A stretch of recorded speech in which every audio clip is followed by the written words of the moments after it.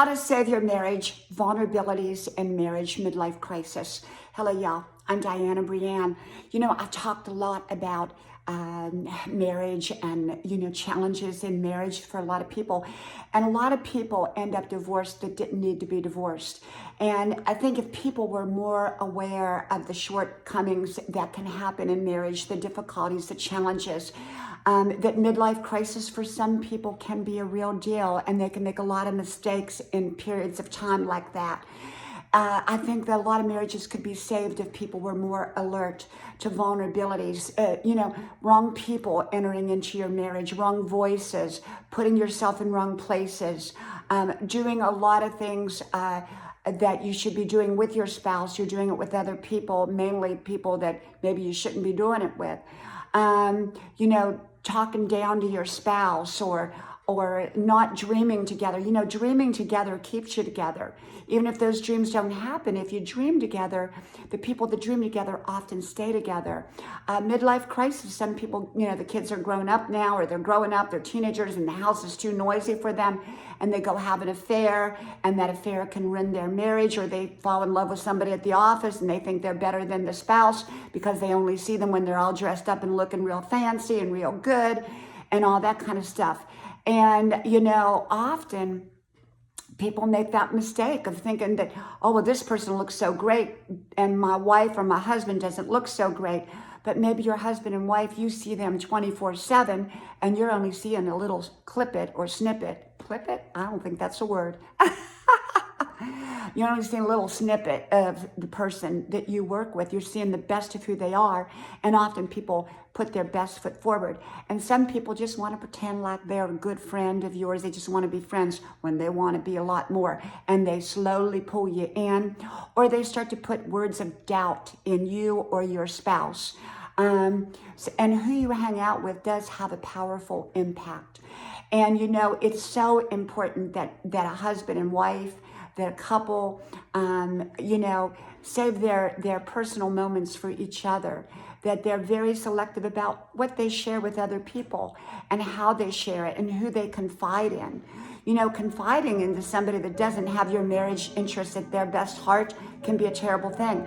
I knew a woman whose husband went to a high school reunion, and this woman tried to help him with his marriage. Well, there was nothing wrong with the marriage, but she decided to help him. Well, she helped him right out the door. You know what I'm saying?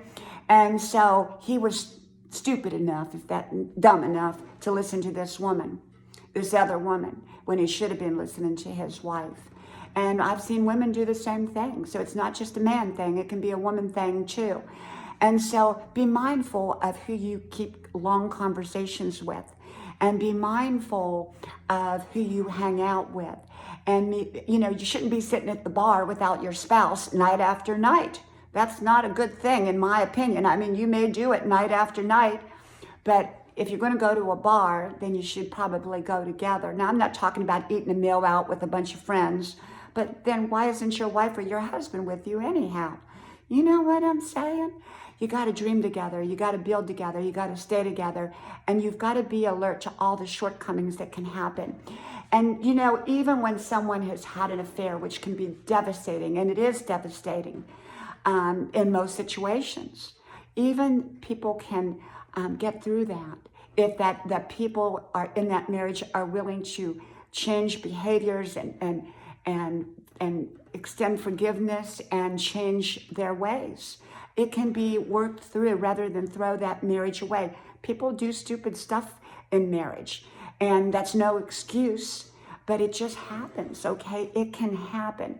Keep your marriage together. Keep your marriage private.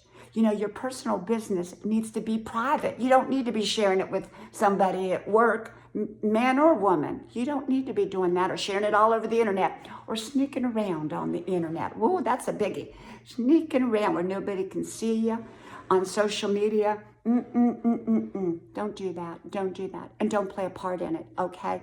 So be aware of the shortcomings in a marriage, that they're there for anybody, but you build a strong foundation, you build a strong marriage, you talk about what to avoid, what situations to avoid.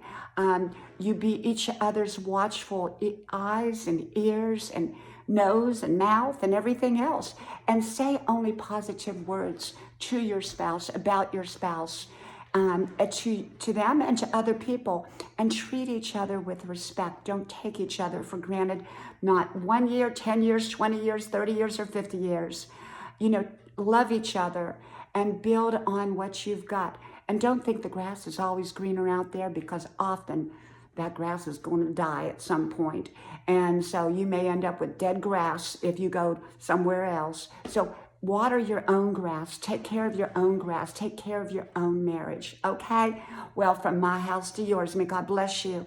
And I hope to talk to y'all soon. Bye-bye.